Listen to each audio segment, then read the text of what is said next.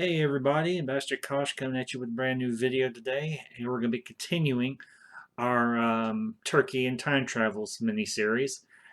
And we're going to combine a couple of movies, and then I'll do a separate video on our final entry in this mini-series leading up to Thanksgiving.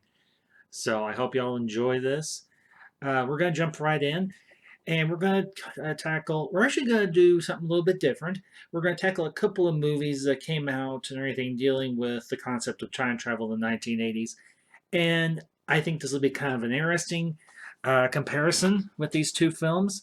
One's kind of lighthearted, is kind of a lighthearted take on the whole time travel genre, and the other one is a little more serious. These might be movies that you're familiar with, but I hope I can introduce something new and different and everything, and maybe hopefully something a little bit interesting. Um, but the two movies we're going to tackle today is the first 1980 classic Terminator with obviously Arnold Schwarzenegger and Linda Hamilton, Michael Biehn, Paul Winfield, and all of those lovely characters. And then the second film we're going to tackle is actually a late 80s time travel flick that y'all might be familiar with, might not be. And that is, it was one of Keanu Reeves' very first, or one of his earlier film roles and everything in his career in Hollywood. And that is, of course, Bill and Ted's Excellent Adventure. So let's jump right in and get started. So most everybody, I imagine, is familiar with the whole story behind Terminator at this point. But I think what you get and everything with James Cameron's on take on the time travel um, genre is his is a very dark, very bleak future in which part of this story takes place. It obviously kind of echoes or is echoed by the Matrix films, where you have a future where machines have taken over the world and they are working towards eliminating all of humanity. But I think what you have with Terminator and James Cameron's take on this whole genre of time travel, and it's one that is echoed in the Back to the Future movies, is you have this event that takes place that alters or has a dire impact on the human race. And what you have in James Cameron's take on the time travel story is you've got these two obviously opposing forces and everything. You've got the machines run by Skynet, and they're represented by Arnold Schwarzenegger's Terminator portrayal in this particular film. And then you've got the human resistance led by Sarah Connor's son, John, and he ends up sending back Kyle Reese and everything in time to protect Sarah and everything before she becomes pregnant with John. But I think what honestly is intriguing about this story is you don't, at first glance, you don't know who is going after who. And I think that's honestly something that's carried forward when Terminator 2 comes out, because you don't know who the bad guy necessarily is. Because, yeah, you get this impression that the machine is something that you do not want to mess with, but at the same time, you don't know if this guy that has been sent back in time, this, for all we know, these are both just two ordinary men that have been sent back in time. One's obviously very muscular, very strong, very ruthless. But I think what's interesting about that is this ruthless attitude that the Terminator has, that he's been programmed with, is echoed in the second Terminator film and everything. Because even though you have the Terminator kill the three punks in the park, you don't necessarily know if he's simply doing this to be efficient or if he is actually the one that you need to be worried about. And I think the fact that you have Kyle Reese's character, who does everything in his power to try and not kill any of the police officers that he first encounters, you get that sense that he is capable of committing that act. And I think honestly that is an interesting dynamic in time travel stories, particularly time travel stories of this type, is that you do not know exactly where everybody stands. Because for all we know, the machines could have been on the right side of things and could be trying to prevent this John Connor person from committing some sort of horrific act in the future that would be very dire for the human race or for the machines or anything, the machine race.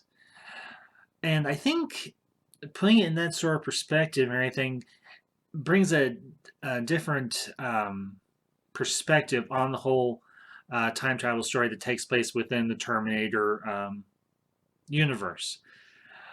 Because what James Cameron did in those two movies, and I know a lot of people have made the argument that, well, he just basically copied the story from the first Terminator movie and just updated the effects and so on in the second one. But, and I think an argument could be made for that, but I think what the first Terminator movie does is it turns the time travel story on its head. And it does so in a very inventive and very interesting way for the simple fact that,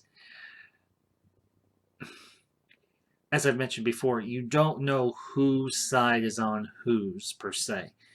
All you know is you've got this brief forward and everything, you've got this ruined landscape at the beginning of the movie, and you've got this text scroll, well, not so much. It's not a text scroll. It's a few paragraphs of text and everything at the start of the movie. But we don't know exactly who's on the good side and who's on the bad side of this whole conflict. For all we know, it was the humans that set off the nukes in a attempt to destroy the machines when in fact the machines had really done nothing wrong, but the people had gotten scared. And we don't find out until later in the film from Kyle that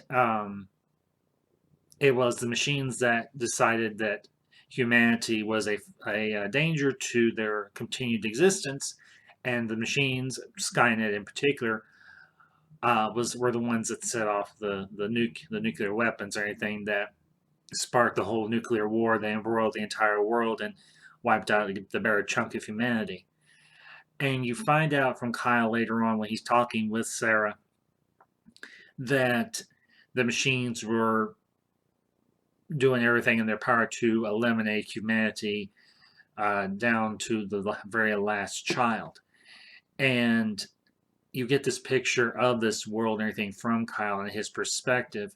And you finally start to understand, okay, this guy is obviously on, is here to protect Sarah, and the machine is in fact the villain of the story. The machines are the villain of the story. And I think if you want to compare that with the Matrix films, particularly the first one and the second one, and even the Animatrix shorts, and I know Terminator and the Matrix don't exactly correlate one to one because the Terminator is a time travel story, whereas the Matrix is more of a cautionary tale about technology and artificial intelligence going amok and overthrowing humanity. But I think you have an interesting dichotomy here with these two universes and these two possible futures. Although they're very, I think honestly they're kind of far fetched. I don't see humanity with, at least within my lifetime. Now, of course, I could be wrong, but them developing artificial intelligence to the level that Skynet is portrayed as being. But kind of getting back on point here, I think what James Cameron was trying to do with the first Terminator, at least, was weave a cautionary tale about humanity's reliance on technology and autumn, building robots and everything, cyborgs and everything, to take the place of humans interacting and everything in the real world, and particularly in our military. Now, I can see the benefit of a mechanized army in comparison to a flesh and blood army. But I think what we need to be cautious of, and everything, if we look at the story behind Terminator or within Terminator, is technology is all well and good. It can improve our lives. I mean, we've got other forms of media and everything, sci-fi media that show a future and everything. I'm obviously alluding to Star Trek here, where technology has been a net benefit for humanity. But with James Cameron's outlook and everything, and I don't know if everybody knows this, when he wrote the script or the story treatment for Terminator, he had just come off of a very bad sickness, and he had these very feverish dreams about machines coming to life or something along those lines and attacking humanity or attacking him, whichever way you want to particularly put it. But I think honestly, this is a story that still resonates with a lot of people, obviously. And speaking as someone who grew up watching this movie and everything, it is one that has stuck with me throughout my lifetime. But I think what Cameron captured with the first Terminator movie was this image or this idea of the time travel story being a cautionary tale, not just a kind of a fun little adventure movie, kind of like along the vein of the Back to the Future, or what we'll talk about here in a few minutes with Bill and Ted's Excellent Adventure. But James Cameron was trying to put up a warning sign for humanity saying, hey, this is something that could potentially happen if we go too far down the technological rabbit hole and we end up creating something that will eventually destroy us. That we will be, in fact, the tool of our own demise. And honestly, I think that's a lesson that warrants being repeated and echoed. That being said, and everything, kind of tie this into the latest Terminator film and everything, Dark Fate. I I kind of get what they were trying to do in Dark Fate, and I think trying to continue the story of the relationship between cybernetic beings and humanity, or artificial intelligence and humanity. But unfortunately, it was very badly mishandled, and I think they put too much socio-political ideology or ideological discussion into the movie, not to mention the fact that you have the main impetus for those first two Terminator, or those first three Terminators plus Kyle Reese going back in time to protect or destroy the leader of the human resistance, John Connor, and you have John killed off or anything within the first 5 to 10 minutes of Dark Fate, and you have this other character brought in to simply replace him. I think, honestly, I know I'm just going to run with this here. I think what they were trying to do in Dark Fate was incredibly badly mishandled and bungled, to be perfectly honest. And I think if they had stuck to the vision of continuing the story after Terminator 2 that James Cameron had written out, and they had removed all of the socio-political, political, um, political identity politics. That's what I'm trying to say. From that film, I think they could have told the story of how artificial intelligence and humanity can coexist in the future and in a possible future, because we have over the last several years or anything, or within the last this decade, we have started to develop very highly advanced artificial intelligence or anything, and robotics even. So, but those are my thoughts on the first Terminator. I hope it made some sort of sense. But we're going to transition now over to something a little more light, a little more goofy and silly. but still falls in the framework of the time travel story. And that, of course, is what I just mentioned a few minutes ago, was Bill and Ted's Excellent Adventure. Now, I did not get a chance. Now, I honestly didn't get a chance to see either one of these movies in theaters when they originally came out. But I was fortunate enough, everything growing up, to see both Terminator and Bill and Ted's Excellent Adventure on VHS and on TV when they would still run movies late on Saturday nights. And Bill and Ted's Excellent Adventure was one that I came to kind of late and everything in my, I think it was roughly in my late teens or early 20s is when I finally got to watch Bill and Ted's Excellent Adventure for the first time.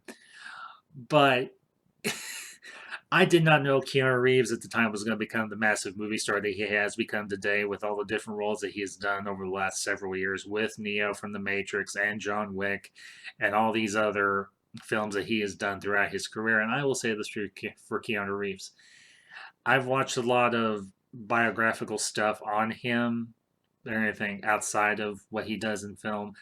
And I have to give him a great deal of respect because he's done a lot of positive with his public image and his film career.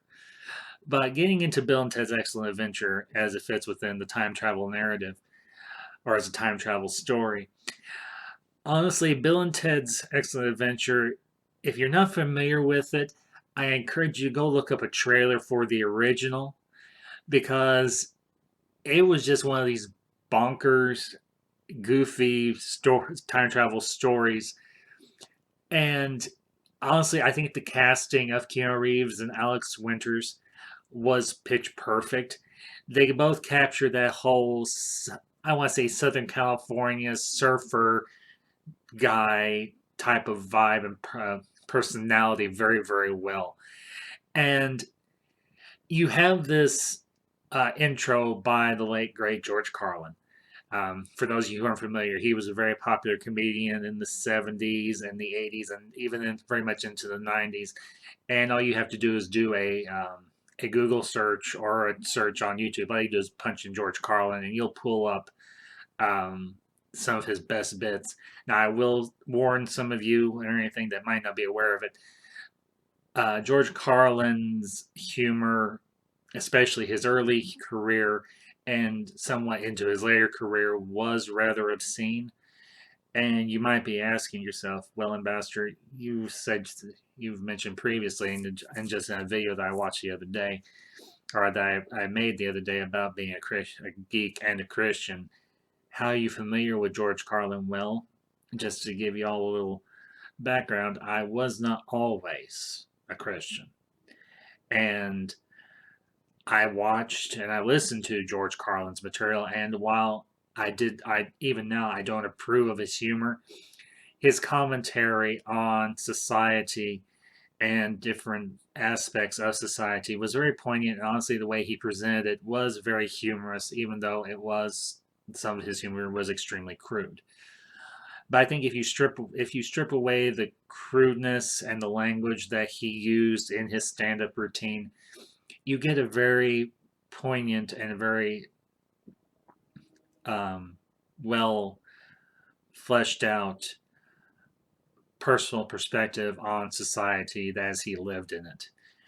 But anyway, George Carlin plays this character by the name of Rufus, and Rufus comes from this future period where Bill and Ted have I want to assume that they have already passed on or what have you. He grew up in the culture that they inspired and that they created through their music. And you would think, looking at these two, when you meet them for the first time, how in the world did these two goofballs have any kind of profound impact on anyone, much less the entire society or much less the entire world?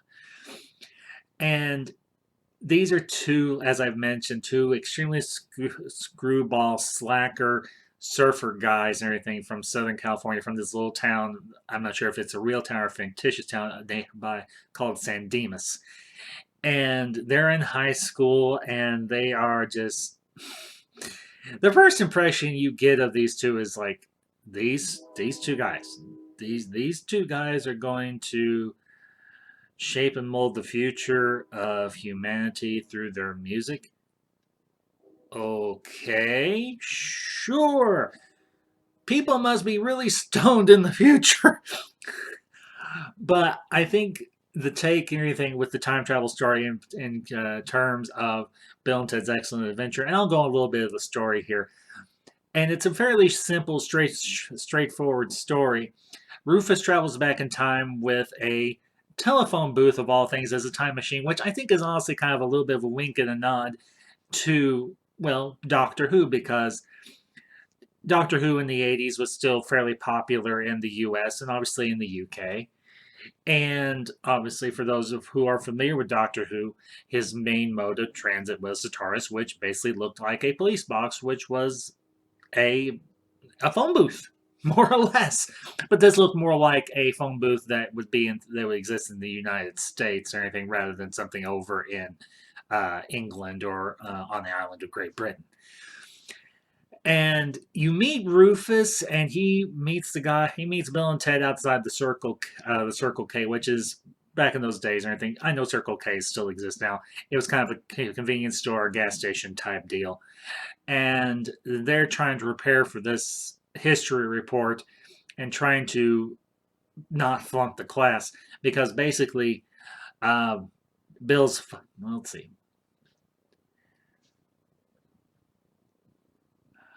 I think it's Ted's father that tells him if he flunks out of history class, Daddy's going to ship him off to military school, and they don't want to do this because they want to start their own band, they want to start their own rock band and everything, and become world famous, and all that comes with that. And Rufus shows up with this time machine, and a few seconds later, you see a future version of Bill and Ted, and they have this whole conversation that doesn't quite make sense. But later on in the movie, they have the same conversation with each other and they realize, hey, that conversation makes a lot more sense this time than it did last time. And they basically travel back in time and they collect all these historical figures. And honestly, they get a very interesting cross section of world leaders from the past. You've got them getting Billy the Kid from the American Old West, Socrates from ancient Greece, as he's a very well known philosopher, Genghis Khan, Joan of Arc, Beethoven, Abraham Lincoln, Napoleon. And they didn't even mean to necessarily get Napoleon. He sees the guys in the time machine and he goes towards it, and they teleport out or time travel out of Napoleonic period that they've traveled into, and he just kind of hitchhikes everything back to modern day San Dimas with him. And I think honestly, Napoleon's time in San Dimas was one of the most humorous parts of this movie because it's one of the guys, his little brother's deacon, who they ask to keep an eye on Napoleon and make sure he doesn't get in trouble and doesn't get hurt or anything like that until they can give this report to their history teacher and the rest of the high school. And there's one other, I forgot, there's one other historical figure that they collect, and that's Sigmund Freud. And they eventually bring them all back. There's all sorts of weird hijinks that go on and everything, and they stop over in this medieval period, and they meet these two beautiful English princesses. They're going to be married off by their dad, who turns out to be, I think, one of the early English kings. Is like Henry V or something like that. And the king tells them, "Put them in the Iron Maiden," and the guys go, "Iron Maiden, excellent!" And they're like, he's like, "Execute them," and they're like, "Bogus," because they finally realize this isn't the Iron Maiden, the band. This is the Iron Maiden, the medieval torture contraption, where you basically get shoved in this iron casket that's got all these spikes on the inside of it. They shut the doors and you get impaled. But honestly, it's just a really wild, wacky adventure. And it really parallels, I think, very nicely with the heavy and serious tone of Terminator. Um, Obviously, the guys, they get to their report.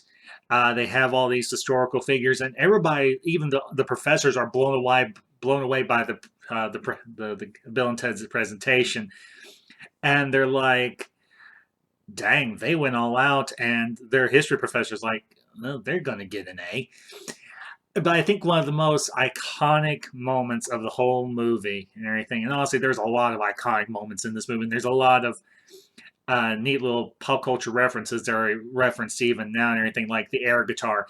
These guys kind of made the whole idea of doing the air guitar, and they would actually have guitar music play when they would do their air guitars and everything. That's something that's still very relevant to everything even nowadays, because you do the air guitar, what's the first thing you think of? Bill and Ted. Honest, to be perfectly truthful. But they end up doing their report. Everybody's blown away. They end up returning all the historical figures to their time. But before they do, their last speaker of the day is Abraham Lincoln. And Lincoln starts to open with the famous opening to his Gettysburg Address.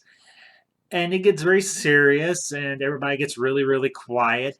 And all of a sudden, Abraham Lincoln, 16th President of the United States, led the U.S. through one of its most traumatic periods, the American Civil War.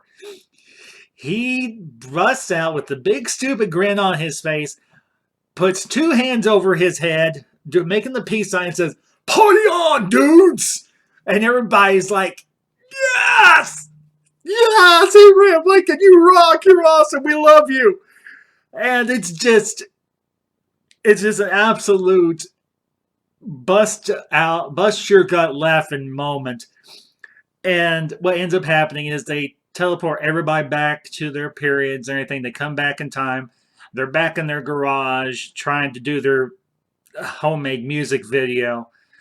And eventually Rufus shows up and everything at the end and everything. And he's like, "Heard your report went really well." And they're like, "Yeah." He's like, "We even stopped over this one really weird period and everything." And he's like, "Yeah, that was the future. That's the future that you all create." And they're like, "Whoa." I mean, I don't know if that's an exact quote, but you get the idea. These guys, they are not the sharpest tool on the shelf. They're not particularly deep or bright, but eventually they turn into these great world leaders and great musicians, and they transform human society. But what ends up happening at the end is Rufus goes back, gets the two princesses and everything from the medieval England and everything, brings them forward in time for Bill and Ted, because the guys made a good impression on the girls and everything, and everything. They eventually Rufus reveals everything that the girls will actually be part of their band in the future, and they're like, "Right on." And you end with the four of them plus Rufus jamming and everything. And you have this moment where Rufus takes one of their guitars, and he just kind of riffs on it. I mean, this is like a great, like, um, Angus Young from AC/DC riff, or Slash from, oh, for heaven's sakes, who's Slash with? I think he's Guns N' Roses, maybe, if anybody knows who I'm talking about. But I don't know if that was George Carlin. I'm not aware that George Carlin was a great guitarist, so it might have been a stand-in guitarist and everything that was dressed kind of the same way as Rufus was. But honestly, if y'all have never seen Bill and Ted's Excellent Adventure, I give it a big referral. I suggest you do see it at some point. And if you have time over the Thanksgiving holiday, it is a fun movie. And it as I kind of talked about with Back to the Future, it is a fairly clean movie. There isn't a whole lot of swearing or anything like that. There's no sexual stuff in it, and it's honestly just a really good, goofy comedy. And it's something that you can watch with your family. Now, Terminator obviously is extremely violent. There is a lot of swearing, but at the same time, if the kids are in bed and you and the missus, or you and your honey, or whatever the case may be, want to sit down on Thanksgiving weekend and watch a great old 80s classic, either one of these are a winner. Honestly, all three that I've talked about the last couple of days are a winner. So, as always, I hope you've enjoyed this video. If you haven't subscribed to my channel, this is your first time, welcome. Um, I am on Twitter. You can find me at Rogue5778. As always, like, share, subscribe. I know I just said that. But comment down below if you have any thoughts on anything I've talked about. If there's anything I've missed that you want to chime in with, by all means do so. And until next time, this is Ambassador Kosh, signing off.